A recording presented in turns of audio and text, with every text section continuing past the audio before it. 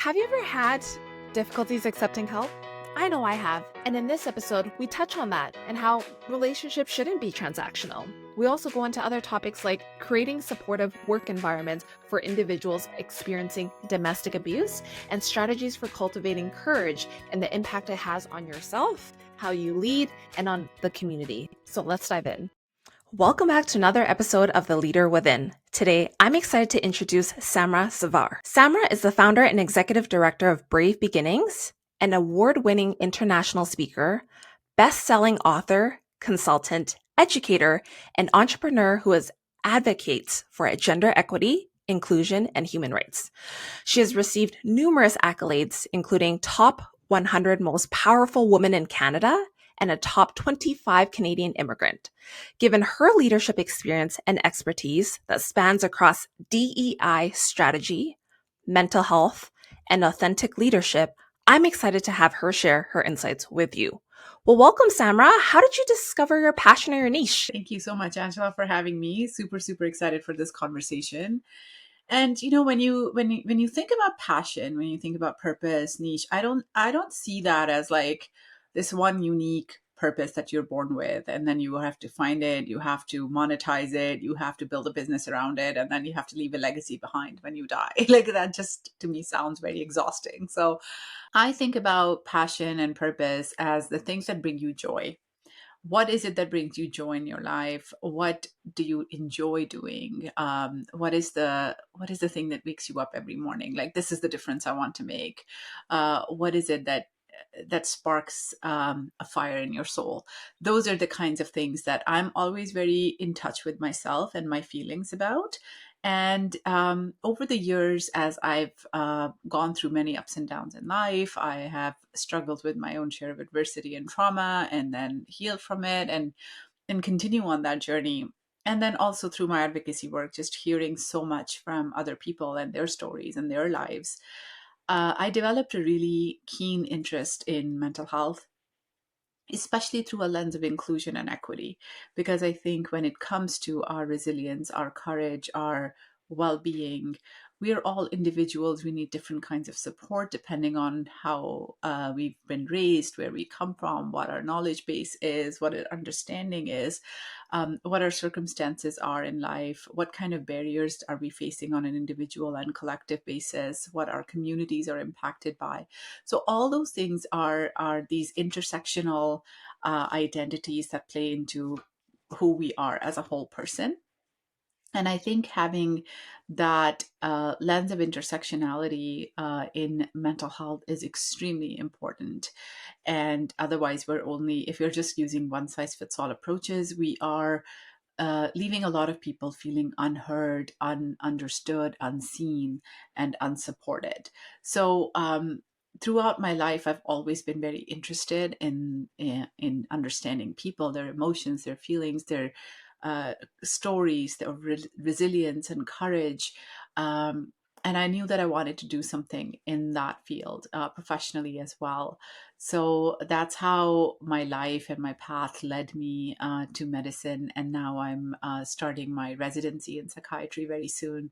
And also on the advocacy front, a lot of what I do in terms of my own speaking and writing very much revolves around that inclusive wellness, which is my passion and my purpose. Thank you so much for sharing your story and just the great work that you're doing in this space. And as a leader, what would you say is your biggest epiphany to date based on your expertise, all that you've had to overcome, and what you're currently learning?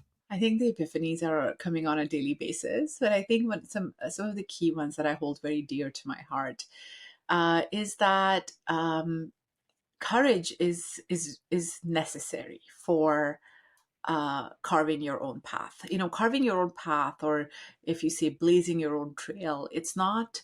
Uh, it often looks like stumbling and getting back up and then scraping your knees and then taking a detour and a step back and then falling down again. And the biggest advantage, I think, the biggest trait that we need to go through those times is courage. And courage to be able to see something when perhaps no one else is seeing it. Courage to be able to act even in a tiny way my apologies. I don't know what happened there. So courage to act in a way that is true to who you are. It is authentic to who you are. And that happens in moments where you're listening to your own inner voice. Sometimes when we are faced with a challenge or a difficult decision that we need to make, it's human nature to look at 1,000 people and then ask them for advice. We're faced with a challenge, we'll ask 10 people and we'll get 10 different sets of advice. However, the first and most important person that we need to listen to and ask that question of is ourselves. Look within our own heart, listen to our own voice, our own intuition, and that is the voice that's going to tell you what's right for you. Our body will often tell us those things and we feel something that this is right. Like, this is kind of how I've always operated, even though I didn't maybe consciously realize it earlier on in my life. And I've been able to see those things that perhaps others around me have told that was impossible to do. For instance, I was told as a young girl and a woman that I cannot go to school anymore. I was a child bride in a forced marriage, so school was off limits. My job is to stay at home and be a homemaker, and then I was my marriage was abusive, and I was told that there's no way out. Women can't live on their own. So even though the messages around me were very much constricting me and stifling me, but there was this voice inside of me that said, no, this doesn't seem right, this doesn't feel right, there is something I can do, even if it's a tiny step, like doing one more high school credit, or saving another $50 towards my tuition fee fund, whatever I could.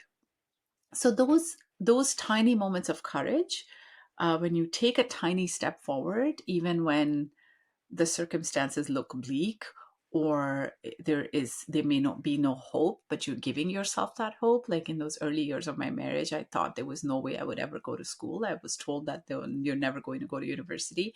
I would still stand in front of a mirror and I would practice my graduation speech. And 15 years later, I delivered that exact same speech when I graduated as a top student at the University of Toronto. So I had no idea that I would ever give that speech. When I was, in those early years of being in Canada, I had no idea that I would ever actually get there. But I kept that hope alive, and that hope allowed me to take that tiny step forward. And that's where courage is built. It's a muscle.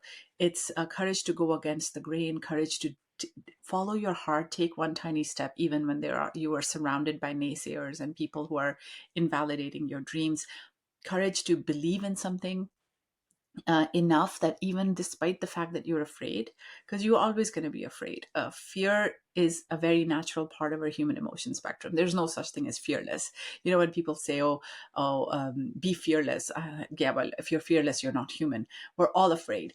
And everything that I've done in my life, every step that I've taken, I've been terrified.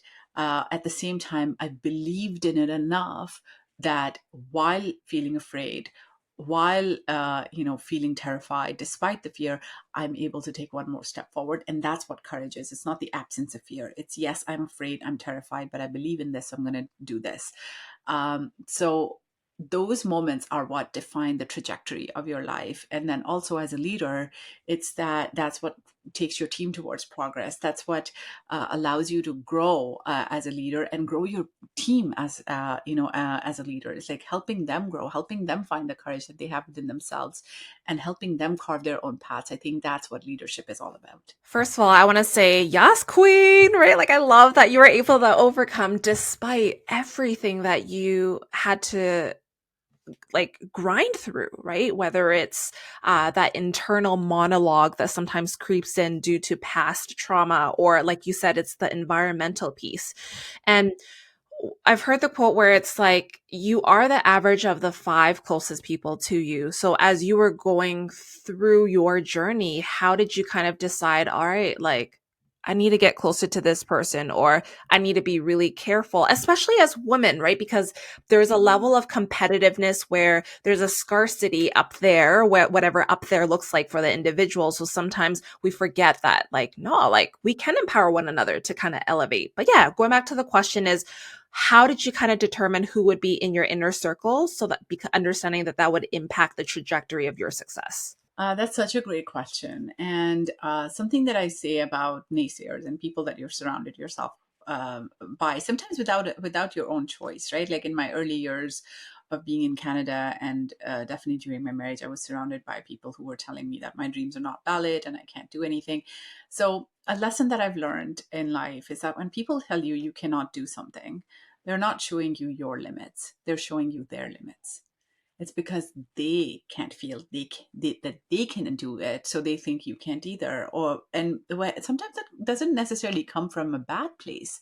Maybe it comes from a place of them trying to protect you, or in my case, of course, they were trying to limit me. But I've seen, even now in my life, for instance, when I was changing my career from banking and going into medical school, a lot of my friends who love me and care for me were telling me that that might not be the best decision because, I'm in my 30s. What am I thinking? And medical school is a long road. I won't be making money for that amount of time. And so, yes, they were coming from a very well meaning place. But at the same time, like I saw something, I saw a possibility and I wanted to go for it. So I did. And now the same people are like, wow, that was so gutsy, good for you. Like it inspires them. So that's, what I'll say is, like, if you believe in something, even if you are surrounded by people, sometimes you got to keep that hope alive yourself. And then how do you surround yourself with people who really champion that? And I always go with how I feel. So when you meet someone and they may look, really great on paper. They may have the exact profile of the person you want to meet. They're perhaps doing the work you want to do one day. You want to learn from them. You want to network with them, right? And you meet them, and then something just seems off. You can have like this weird queasy feeling in your tummy that this doesn't really feel right. I don't know if this person has my best interests at heart. They may say something, it may be nonverbal. You got to listen to that feeling because that's your body telling you something. If you're not feeling absolutely championed by someone, if you're not feeling like you can be yourself, if you have to put on some kind of a mask in order to impress that person, or they may kind of just be very non-committal or nonchalant about it, or it's a trust that feeling. And I've had that several times in my life, and sometimes I've ignored it, and I've think, maybe it's just me being oversensitive, and then a few months later or a year later, I'm like, you know what, I was right, I should have trusted that feeling, right? So that's what I would say. And then sometimes you will meet someone who is completely, there's nothing there that you can possibly benefit from in terms of like a practical thing. Maybe they're not, that's not the career you want to be in, or it's not really, you don't really see them as being a big part of your life, but you meet them and you're like, oh my God, I just feel so great about myself. And I want this person in my life. Go after that, cultivate that. I'll give you an example. Like when I graduated from University of Toronto, I won a big award there, and the head of that chair, the chair of that awards committee, the who selected the winner, his name is John Rothschild, and he works in the food business. He was a CEO of a restaurant company at that point when I met him, and there was something about him, even during that interview, that just felt right. And after the interview, I emailed everybody on the committee and I asked if I could have coffee with them to thank them in person. And I met all of them. But when I met him, it was like, I had before I went in for my meeting, I had all these, like, oh my God, this is such a successful person, and I have all these rehearsed answers and things that I will say and ask and sound intelligent in terms of the questions I'm asking. But when I met him, it just turned into this beautiful organic conversation, and then he asked me, he's like, Samra, how can I support you? What can I do? How can I be of value to your journey? And I just blurted it out. I don't even know where it came from. I said, can you please be my mentor? And he's like, I got it. You got it. He's like, you got it. And now it's been 10 years, and he is the closest thing I've ever had to a real father. He is my go-to person who has championed me, given me advice, supported me, been my sounding board on every major and minor decision I've made in my life, professionally and personally. And whenever I meet him, still to this day, we meet every month or so, or maybe sometimes more. Every time I meet him, or every time I talk to him, or every time I see him, I feel like I can do anything that I want to do. I feel like I can, like anything I can dream of, I can achieve it. And I know that he absolutely has my best interests at heart. I trust him so much, even sometimes more than I trust myself. So that is someone who, again, has a very different life trajectory, works in an industry I would never be want to be a part of, is has, no nothing similar in his background to me. However, he is absolutely my number one person. So that is how you select. That's how I select who I want in my life, is how do I feel around them? How do I trust them? And when I find someone like that, I am like this persistent, uh, you know, annoying person who's gonna make sure I have a coffee scheduled, or I have a lunch scheduled, or like I'm gonna make sure that every few months I'm touching base and keeping that connection alive, because and it's not because of some ulterior motive that one day they can give me a job or something, but it's just so that I know that when I am needing that advice or support or something, I have somebody to turn to. And just, there's I'm learning so much from them. So so those are the kinds of people that you want in your life. I love that you have a champion like that in your life. And one of the things that came to mind is I don't know if you've ever shared this feeling where when I meet someone who's genuinely like a good human being and just wants to help, part of me is like, I feel really bad taking from them because I'm like, you're such a good person, right? But in the end, I'm just like, well, if you're going to be offering your time, like, of course, I want to create value for you, however I look like, but I don't know what value I can create. So, how do you kind of overcome that monologue where you're like, just accept the help, right? That is so ingrained in us as women, especially, that we have to be of service to somebody else, otherwise we're takers. Or it's supposed that relationships are supposed to be transactional. And this is something I've learned from John, who's my mentor. John says to me all the time that, Samra, I get as much or more out of our connection than you. I This is not a one-way street. It never has been. In fact, he jokes now with his friends and family, and sometimes when we're together out, he's like, it started off as me being the mentor, but very quickly it turned around. So relationships are not transactional. It's not like a tit for tat, or if this person gives me a job offer, I have to do something else for them. In fact, sometimes, whenever I've asked my mentors, how can I pay you back for all the support, they're like, don't pay us back, pay it forward. Right? So while you have those mentors in your life, you can be mentors to somebody else. And it's not, and every person that I've mentored, and I've mentored many many over the years, and I continue to, I get as much out of that as they perhaps get. Right? I love them. I want to see them thrive. When we can contribute to someone else's success, it makes us feel amazing. Right? And so it's not a one-way street ever. So don't let that thought holds you back from cultivating a meaningful connection with someone. That's like this weird internalized, almost, especially for women and women of color, we have this weird internalized, like, oh, we're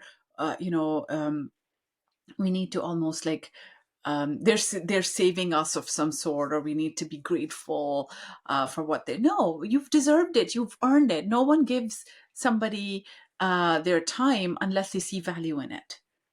So why are we questioning our value when they're not questioning our value, right? So don't question the value you can bring to someone's life.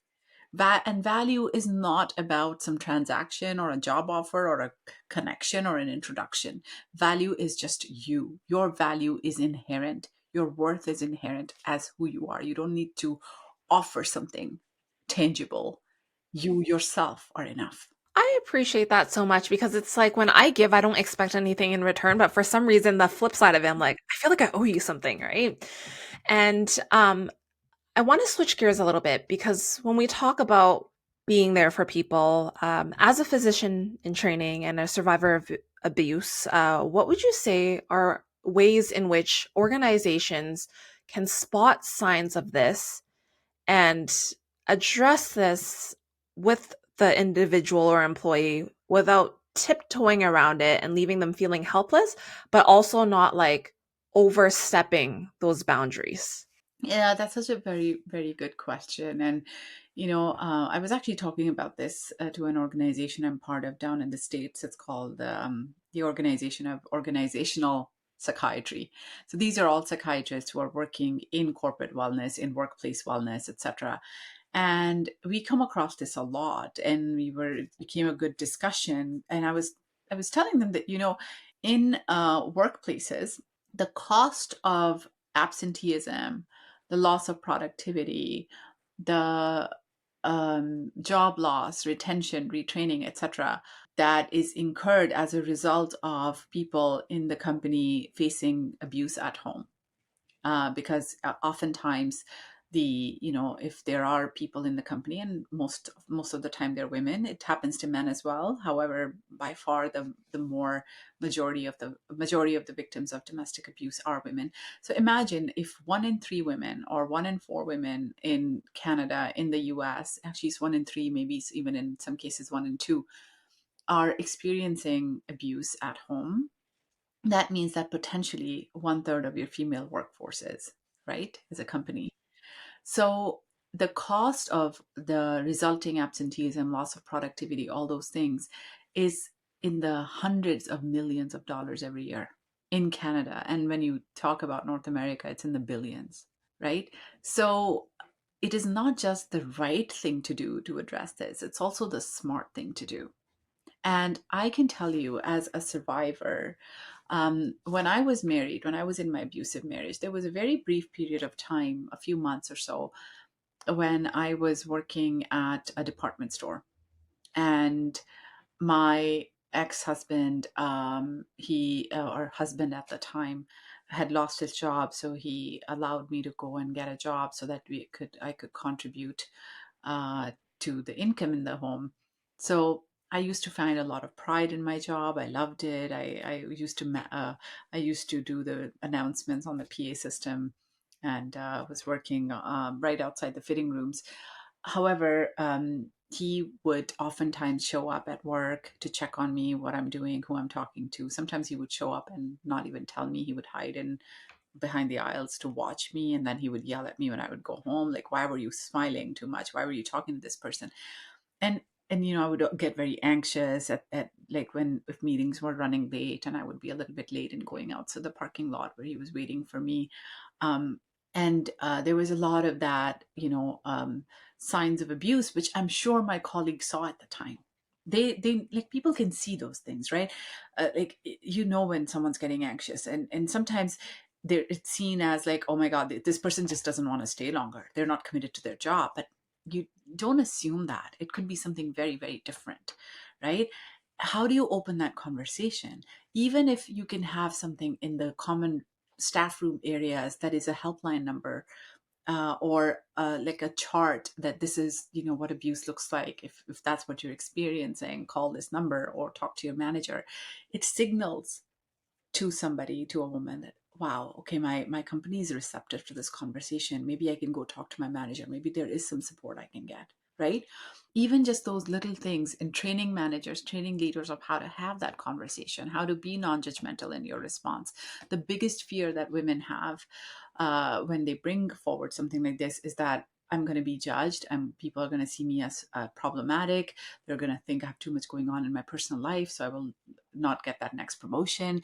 And imagine if, your work is the only source of joy in your life, because home life is awful, and your work gives you a sense of agency and pride, you don't want to jeopardize that.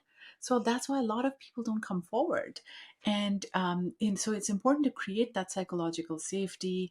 It's important to train our managers and leaders, put signs and resources, have some resources on the website or at your fingertips that if someone comes forward, we can give them that. And it can really save a life, and it can save your company a valuable employee and many, many, many dollars in the very end. So I think it's overall the right thing to do, and it needs a very thoughtful and multi-pronged and inclusive approach.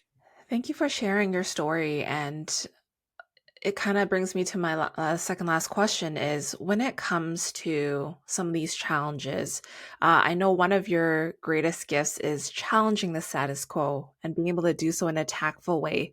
So if you could offer just one piece of advice to the audience, what would that be? Don't wait for others to create opportunities for you. Go and create them on your own. It's great to find people who will open doors, and you absolutely need them. However, first, before that, you need yourself to give yourself that permission, right? So we always have to take the first step towards a path, and then we'll find others who will support us. So if something's not sitting right with you, go and change it. Go do something about it. Like my daughter right now, she is often talking to me about climate change. She is reading up about it all the time. She's telling me how awful it is, etc., etc. So I am nurturing that. I'm listening to her. I'm like, you know what? Maybe that's an area where you can do something. What can I do, Mom? I'm just one person. How can I change all these catastrophes that are happening, right? So you're one person, but you're one of many. Once you take the first step, you'll find your team, you'll find the people that you can follow that purpose and your passion with, right? And so you, like, if there's something that is really important to you, pursue that. There's a lot of narrative in the world and in societies where uh, you know career choices are made on how much money you can make. And yes, money is very important. I'm a single parent, I have responsibilities. Absolutely, money is important. However, there's a lot of amazing jobs out there and careers out there that can make you enough money to keep you happy and comfortable and satisfied, right? So choose wisely, choose based on your interests, what brings you joy. Because if you're just chasing materialistic success, it's going to run out very soon, and it's not going to be sustainable. There's many, many unhappy people in their middle ages who are just like drained out. They have a lot of materials and success, but they're not happy, and that's not something that I want in my life. So I'm very conscious about where I put my energies. I'm very conscious where I don't put my energies. Being able to say no is also a skill that we, especially as women, have to learn more and do more and practice more. Um, and and then, in the end, I would say be kind to yourself. Like usually our default when we face a setback or a failure or a mistake is to beat ourselves up, and we think that's going to motivate us. It actually doesn't. Science shows that shame is not a motivator. Or we lift and boost our self-esteem as if, like, in the sense of a productivity kind of an angle, like, oh, I'm going to start this company and then I'll feel better. I'm going to get this other award, I'm going to feel better. I'm going to do this degree and I'm going to feel better. And then you're tying your well-being and your self-worth to your resume or your successes, and that's fickle, that's not sustainable, that's not stable, because no one can be 100% all the time. So when you fall down, when you fail, which you inevitably will, when you make a mistake, which you inevitably will, because we're all humans, it's important to be kind to ourselves. So the power of self-compassion is so, so, so amazing. And it's absolutely essential, because we all will have setbacks. We all will go through adversity. And we need to become our biggest allies instead of our worst critics. We need to be our best friends. So talk to yourself like you would talk to a best friend, like you would talk to a loved one. I often tell myself, like, how would I talk? If would I say this to my daughter, what I'm saying this to myself right now? And if the answer is no, I'm going to change my narrative. Really great advice and really great reminders. And as we slowly wrap up our conversation, my last question to you is, what is one thing that you're working on that you're super excited about right now? Oh, there's a couple of things actually. One is my starting my residency in psychiatry. I'm so excited. I just got matched to University of Toronto, which is my home and always has been. So I'm very excited to go there. And the second thing is my next book, which is coming out in March 2025, and it is all about unlearning what culture, society, and these toxic narratives teach us about ourselves, our worth, our family, our upbringing, this and that, and learning all that and being empowered to be our unconditional selves. So watch out for that. That's coming out in a year, and I'm going through the final production phases and the cover design and all of that, which is like very exciting. And I'm going to be narrating the audiobook soon as well. Congratulations on that book, and congratulations on getting matched at U of T, right? If that's the number one thing that you really wanted. Thank you so much again for your time and sharing your expertise and your story. And to everyone else that's tuned into another episode, thank you so much for your time and attention. It means more to me than you'll ever know, and I can't wait to stay in touch with you on my next episode. Till then, stay safe.